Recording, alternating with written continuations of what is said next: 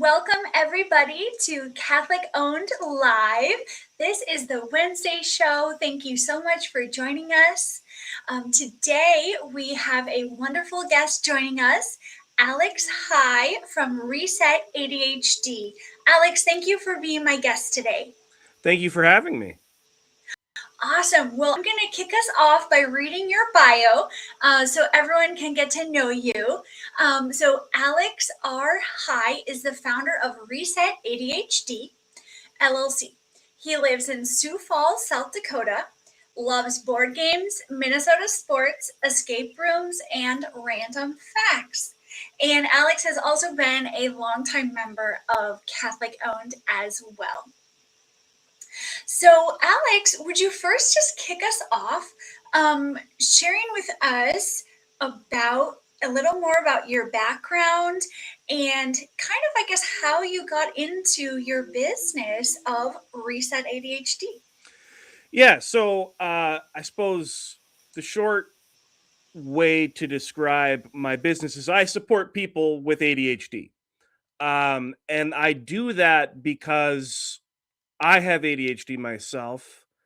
And when I was, oh,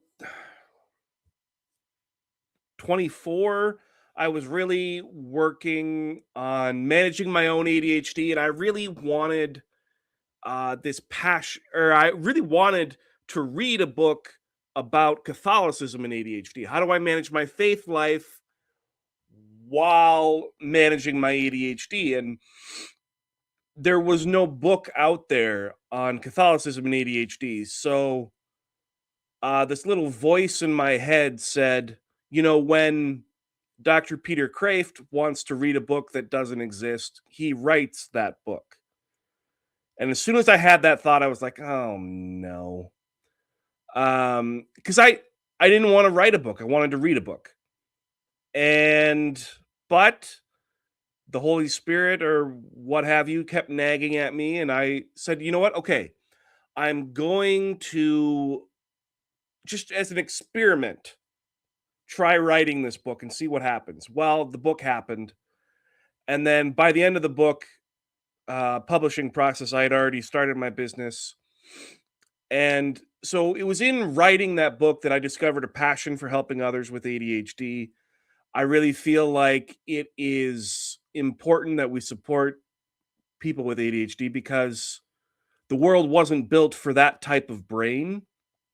And I say that type of brain because ADHD is fundamentally a different nervous system than the typical brain. And so it takes extra support to help people with ADHD achieve what they're capable of. And that's kind of what I try to do in my work is help people learn to work with their brains, not against them. It's a beautiful sort of lead in to, you were seeking answers for yourself and then ended up creating the answers. And from there, a wonderful business was born supporting many Catholics. So thank you for sharing that.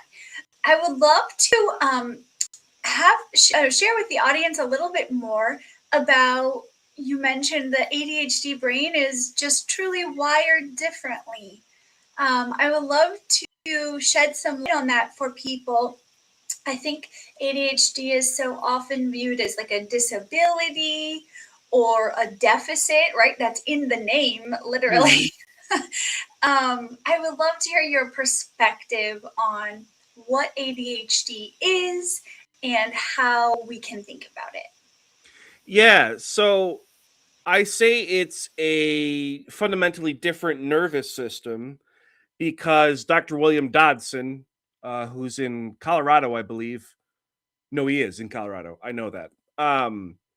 He kind of is the one out there saying it's a different nervous system and it's an interest based nervous system. So whatever's interesting to the brain gets the attention. It's not a deficit of attention, it is a lack of attention regulation. So I like to say that the people with ADHD are always focusing on something. quite often it's not the thing they're quote unquote supposed to be focused on. So that can take two forms. There's floating attention, where it's sort of like a helium balloon just kind of moving from spot to spot and never really landing and really setting down. That's the brain looking for something interesting. When the brain finds something that's interesting, it goes into hyperfocus mode, which is an intense state of physical, mental focus. Like everything is directed towards this one topic or idea or task.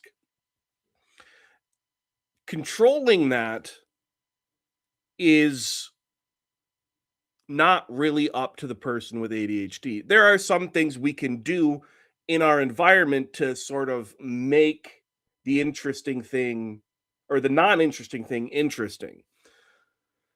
So that's kind of the basis of ADHD. It's deficit isn't really the proper term. I would say dysregulation would be a better term. Um yeah. And so that causes all sorts of problems, as you can imagine. Mm-hmm. Yes, absolutely. And when it's causing all those problems, I know in my own experience as someone lives with this, what my experience has been, I experience it as chaos, and I feel like it's very chaotic. So is that common? I guess, can you share a little bit about what is it like for someone who doesn't have this condition, who Mm. doesn't maybe know, or maybe they know someone who they love, who they just are like they can't understand? Can you speak to the experience of those with ADHD a little bit? Yeah. I'll lead off by saying when you've met one person with ADHD, you've met one person with ADHD. So the experience is going to be different for everyone. However, there are some like core features of ADHD and inattention, but as we said, that's kind of a misnomer. Uh, Hyperactivity and uh, inattention, hyperactivity, and impulsivity. There we go. And also some memory deficits as well. So you can have a brain fart quite often, like I just did. So with that being said, those are just like umbrella symptoms. They're not really like down in the core of what it feels like, what it's like to have ADHD. As you said, sometimes it can feel very chaotic. Um, Sometimes it's I'm looking at you, I'm hearing everything you're saying, but nothing is registering, right? Everything comes into the ADHD brain. In my ADHD coach training, our instructor was telling us that neurotypical people can sort of make a decision on what's important as it comes into the brain. Whereas a person with ADHD is taking everything in of equal importance, whether that be the dog that's walking across the street while you're trying to have a conversation in a restaurant in a crowded downtown. It's the waitress walking up to the next table, taking their order, even though it's not your table, right? And all this time, you're trying to have a conversation with the person you're sitting across from. That is one aspect of it. There's also emotional regulation issues that come along with ADHD. There's sleep issues. There's just a ton of issues that come along, and it can be overwhelming. So I think that's one of the reasons why we have people with ADHD who give up. And that is such tragedy because ADHD does not affect one's intelligence. It doesn't affect one's ability to get stuff done. I mean, it does, but it doesn't, right? We can be very productive at the things that we're interested in. And I feel like the more we can shed light on the plight of people with ADHD, the more we can understand them, build in the accommodations that are needed and can help people. Another aspect of ADHD that I find really fascinating is that if a person with ADHD, such as myself, is talking for a long time in answer to a question, they may forget what the question was they were trying to answer in the first place. So that would be a great support for someone with ADHD if they were able to say, you know what, I've forgotten what the question was. Brooke, could you remind me what the question was? Mhm. Well, and I appreciate that you are giving examples of things that other people can do, even just in understanding, why does Alex need me to repeat the question in that specific example? I Hmm. think our world can be so harsh. And if you, Alex, forgot the question, which I don't think you did, I think that was an amazing answer, by the Okay, way. good, because I wasn't sure at the end of it. No, it was perfect. It was absolutely perfect. Um, but let's say you didn't answer the question.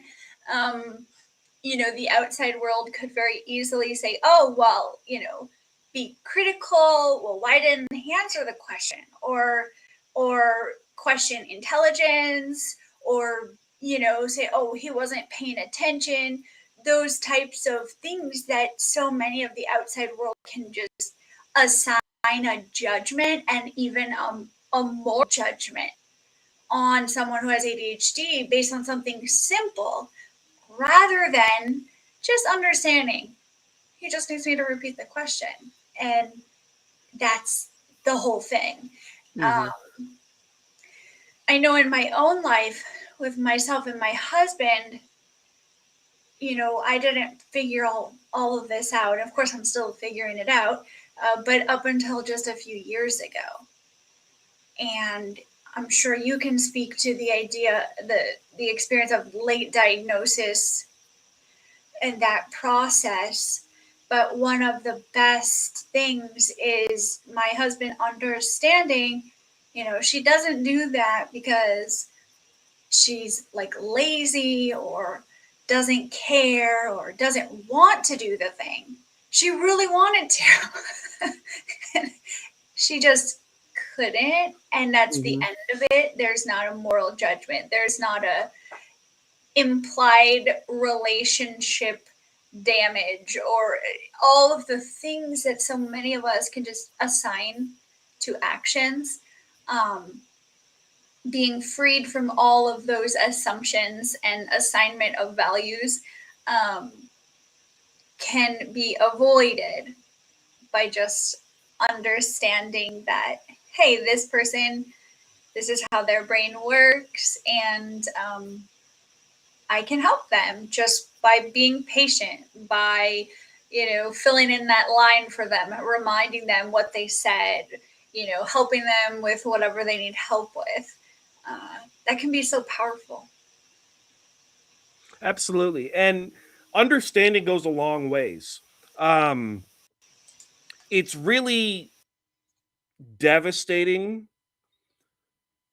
when somebody does something that demonstrates that they don't understand you. On the flip side, it feels amazing when somebody says, I understand what's going on.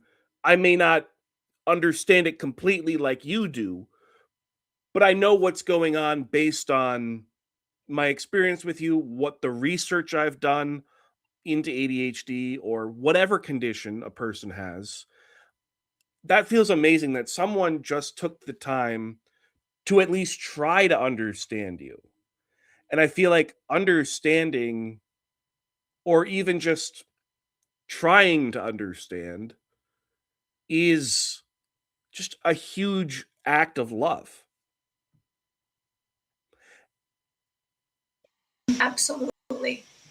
And it really honors the human dignity of both parties, right? Of the person who has ADHD to be heard and be understood, but also by the what we say neurotypical, right? The Mm-hmm. neurotypical person can also have their human dignity honored because they are freed from all the assumptions. They're Mm-hmm. freed from having to worry that, oh, she doesn't, care about that or whatever the Mm-hmm. scripts that can be assigned to these behavioral failures.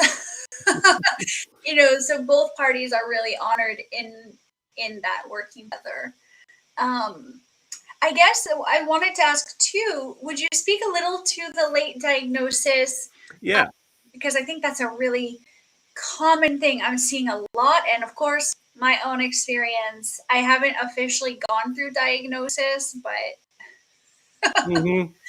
it's it's a thing, absolutely. So I'd love to hear your insights on that. Yeah. The first thing I'll say is the sooner you can get diagnosed, the better. Because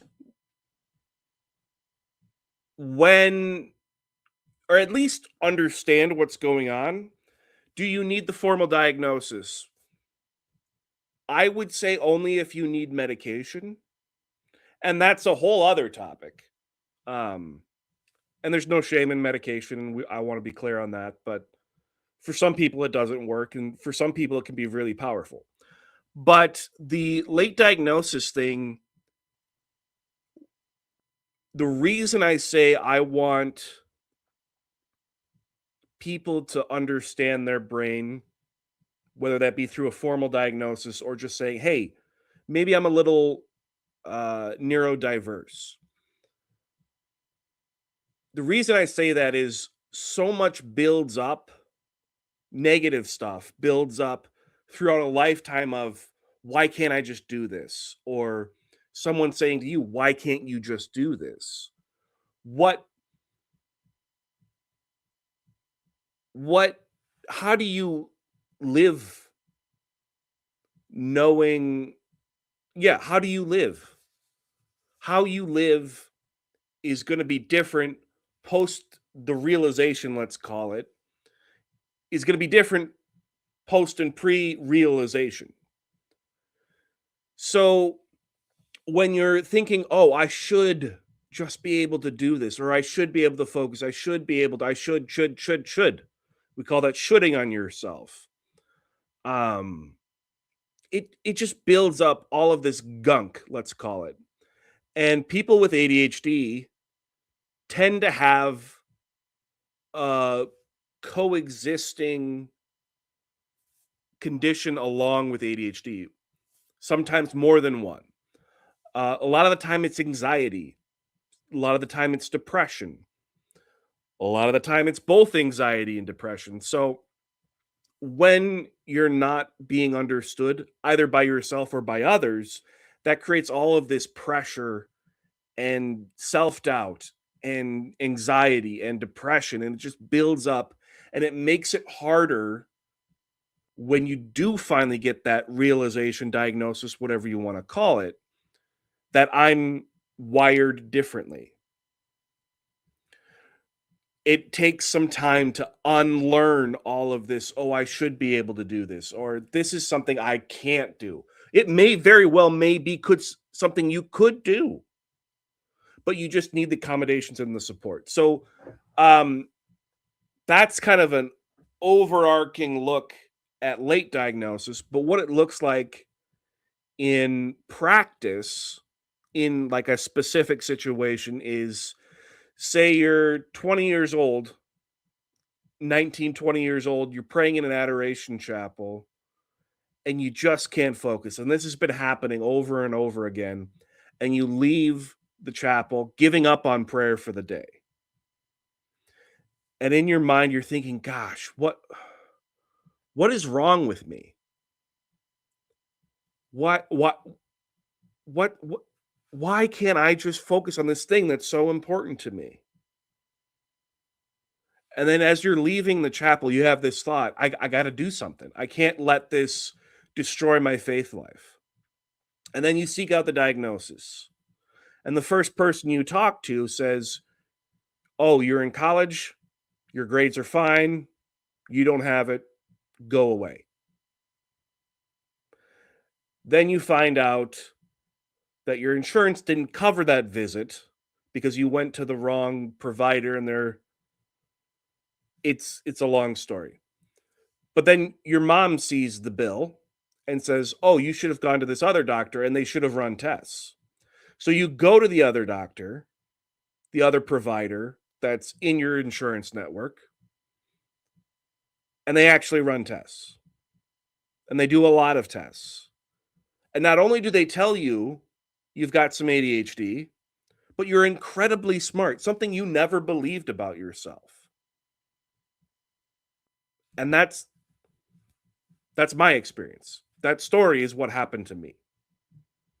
That's what it that story feels like a disaster, but in reality it's coming to a greater realization of yourself, the way God wired you.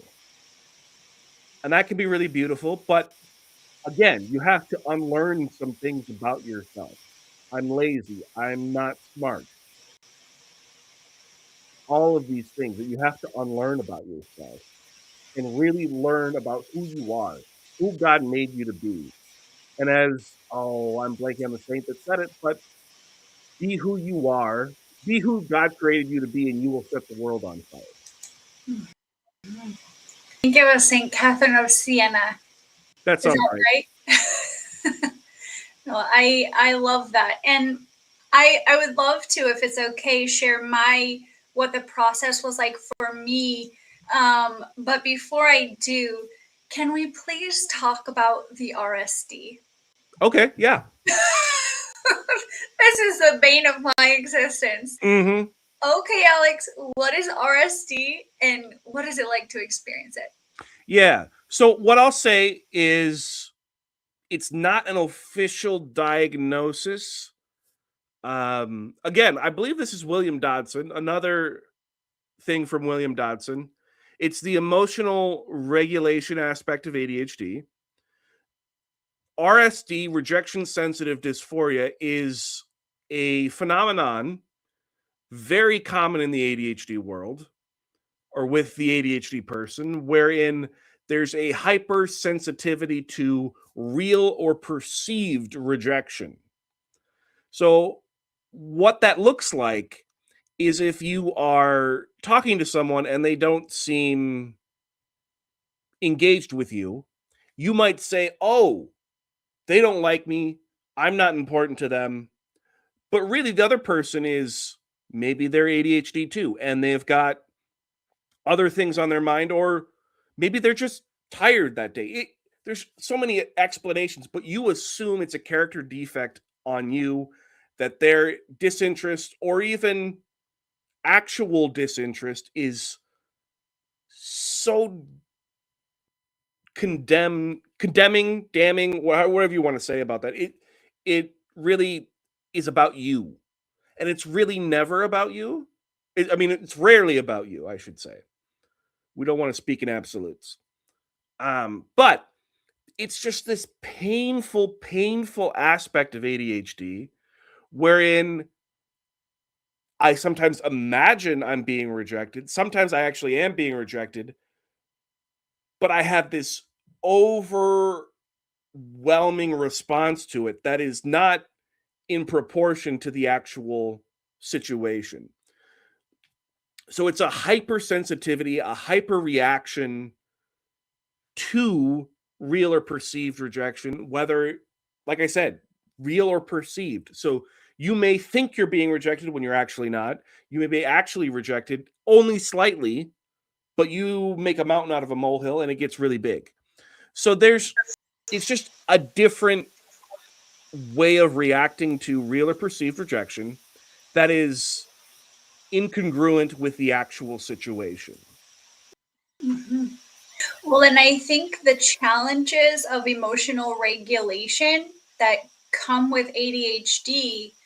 So, in my experience, I have this really bad. I struggle with the RSD all day, every day, twice on Sundays. It is crippling for me. Um, and that might surprise some people, but it is something I struggle with. But also we have like a lower than average toolkit for dealing with strong emotions.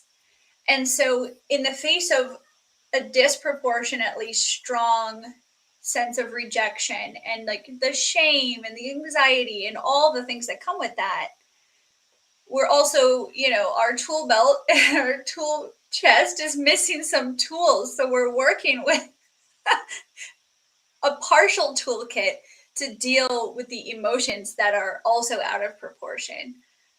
So this is something that I have to think about often.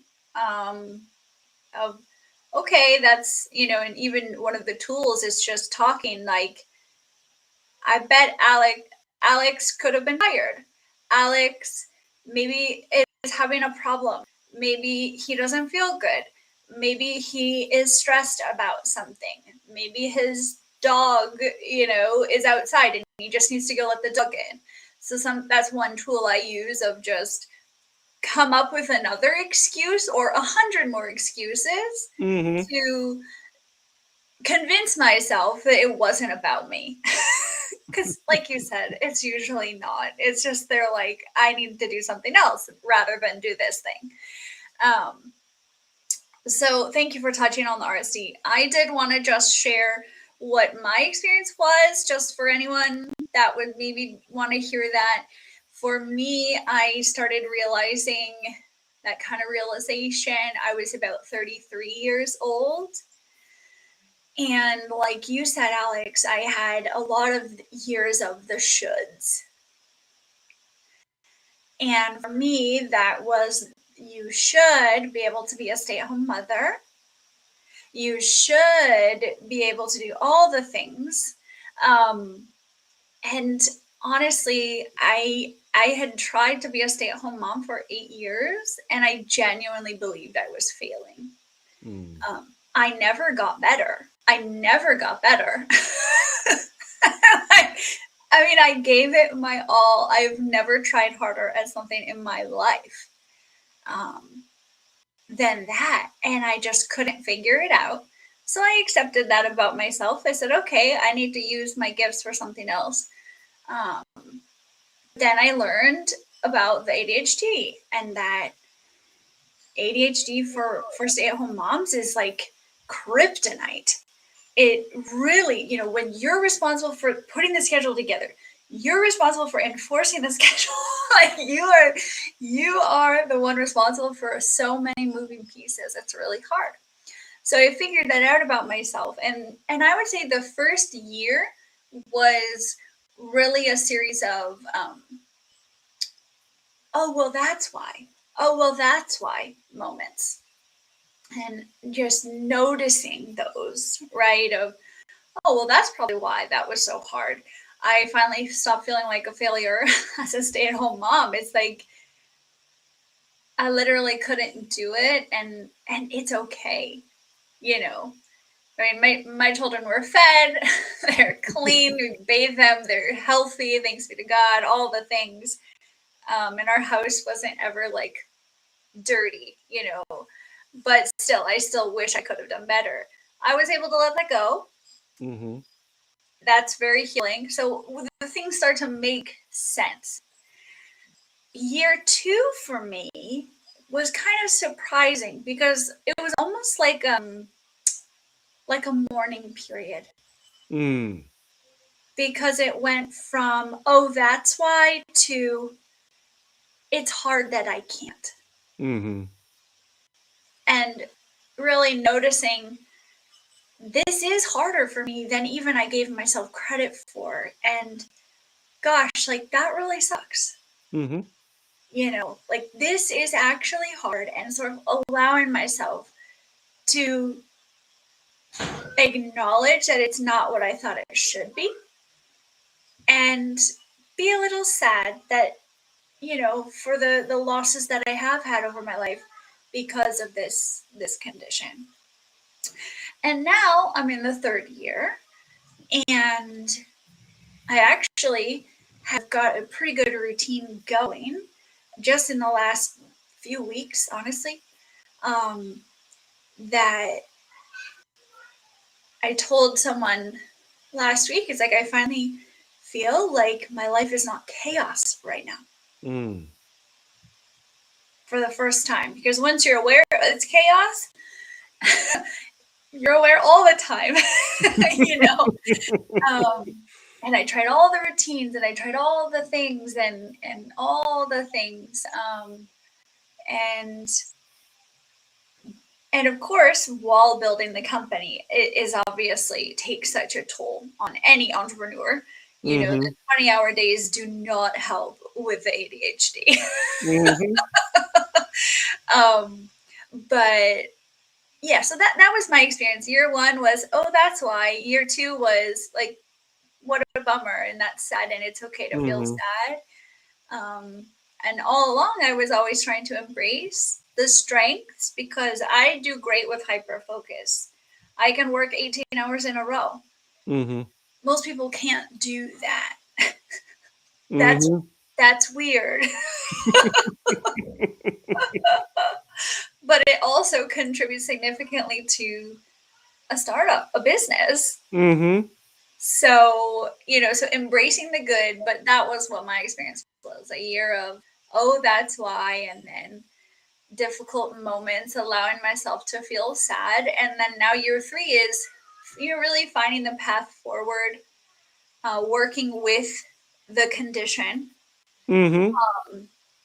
And, you know, for example, the morning brain fog, which we haven't covered today, Mhm. um, I get it really bad, Alex. Really Mhm. bad. It's like at 11 o'clock in the morning, the sun comes up in my brain. Mhm. Before that, I am a zombie. And it doesn't matter what I do, how early I go to bed. There's just, Mhm. I, so I said, you know what? I'm done trying to wake up super early. Mhm. I wake up at 8, which is going great. I'm even waking up without the alarm. Mhm. That's like a huge sign, right? Oh yeah. And then I have I'm doing my exercise. Exercise is what has like changed my life, Alex. Mhm. So I do that in the morning. So until 10:30, I don't have to do intellectual work before Yes. Yes. 10:30. And yet I'm using my body, which is needed. Like I need to be up and moving, but Mhm. I move the intellectual stuff after 11, Mhm. as well as the social stuff because that's also draining. Mhm. So this year is really finding that schedule, which of course Mhm. we have to be reasonable, work within the expectations of our jobs and all of that. Mhm. But that's what's helped me. So now I'm finding the path forward in year three. Mhm. Yeah, and I just there's so much to unpack in that story. Um, Year 1, "Oh, that's why." That's so common. I remember years into my ADHD diagnosis reading Delivered from Distraction by, Dr. Ned Hallowell, and in it, he said, "People with ADHD tend to have a zany sense of humor." And it was just like, "Oh my goodness, how on earth am I just learning this?" Because that makes so much sense. I was almost kind of I felt isolated because of my sense of humor. I had people tell me it was kind of bizarre. And that again, isolating to hear those things. But to hear from a respected ADHD mind leader, whatever you want to call Dr. Hollowell, that I was normal for my abnormality, if you could say that. I don't know if that makes sense, Mm-hmm. but to hear that it wasn't just me. I am not alone in this. That was so amazing. So yeah, there is this, oh, that's why, that's why, that's why. This makes so much sense. Why didn't we see this sooner? That sort of stuff. And when you start to have that, why didn't we see this sooner thing, that goes into what was your year two. Oh, the morning of, oh, I this doesn't work for me. I have to do it differently. oh, this is so hard. Why? And for me, it was always just like, what? Why didn't someone say something? They Mhm. were saying something, but they weren't saying the right thing to unlock what moved me forward. And that's ultimately where we need to get to, is what's going to move me forward. Because it's all fine and dandy to go, I have ADHD, these things are difficult for me. Taxes still need to be paid, lawns still need to be mowed, bills still need to be paid. How do we move forward? And that stage 3, if we'll call it that, of moving forward is so freeing, because you're learning about yourself, but you're also getting things done. And the ADHD brain sometimes just doesn't enjoy getting things done, but it's important. And that's where we struggle, is this, okay, I know this is important, but it's just not interesting to my brain. But when we learn to work with it, to learn how to make it fun, I have this like motto, I guess you could say, in my business: if it's not fun, it won't get done. Right? When we're learning how our brain works, what is interesting to our brain, how to work with our brain, a mentor of mine likes to say, become a better partner with your brain. When Mhm. we're doing those things, we can live a full life. And I think that's ultimately the message I want to leave people. I don't know how much longer we have, but As long as you want. okay. um oh shoot, now I lost my train of thought. Partnering with their brain. Partnering with your brain. Yeah. I think it's possible to get stuff done. I think that's the message I want to leave people, is when you're working in tandem with your brain and not fighting it, life gets so much better. And I mentioned a book I wrote. The last chapter of that is called Reasons for Hope. And there is hope. Things can get better. You can do amazing things. Well, and I think that's a perfect lead into, because I think it's that's absolutely the goal, is to find the tools and the systems and the ways to work with our brain, but that's not so easy to do. Mhm. So, and I know that's what you help people with. So would you Yeah. kindly share um, what it is like to work with you and Mhm. how you help your clients uh, with their ADHD? Yeah. So there are kind of two aspects of my business. One is going to be blogs, and which you can get for free. Then there are some like downloadables on my website that you do have to pay a small fee for. So that's one aspect of my business. The, I guess, higher tier, if you will, is working with me one on one. We meet either 2 times a month or every week. And it's really that exploration of who you are, how your brain works, and how to work with it. So it's called ADHD coaching. Now, the thing I'll also say about ADHD coaching is it has to be the right fit between coach and client.